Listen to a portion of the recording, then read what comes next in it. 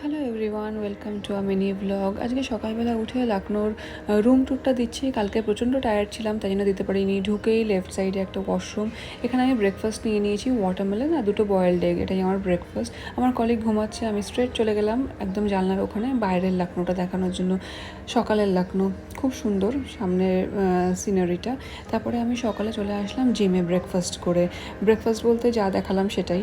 তারপরে জিম করে আমি জিমের বাইরেটা দেখছিলাম, সামনে খুব সুন্দর একটা গলফ কোর্ট ছিল, ভাল লাগছিলো বেশ। রাত্রিবেলা কালকে বুঝতে পারিনি অন্ধকারে, কিন্তু আজকে বোঝা যাচ্ছে।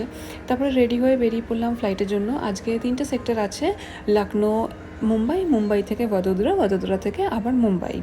তো লখনৌ এয়ারপোর্টটা খুব সুন্দর করে কনস্ট্রাকশন চলছে, এখনও আন্ডার কনস্ট্রাকশন, কিন্তু যতটুকুই করেছে খুব সুন্দর করেছে। আরও বড় করছে এই জায়গাটা, আরও বড় হয়ে যাবে এয়ারপোর্টটা। এরপরে যদি কখনো নেক্সট আমি লেওভার পাই তখন দেখতে পারবো হয়তো এইভাবে। তারপরে আমি যখন ভিতরে চেক ইন করে বোর্ডিং গেটে যাচ্ছি, তখন তো ওয়েলকাম টু ওয়ান্ডারল্যান্ড, এত সুন্দর করে এই জায়গাটা করেছে বোর্ডিং গেটের সামনেটা। আমরাও দেখি, আমার সাথে সাথে তোমরাও দেখো। টাটা।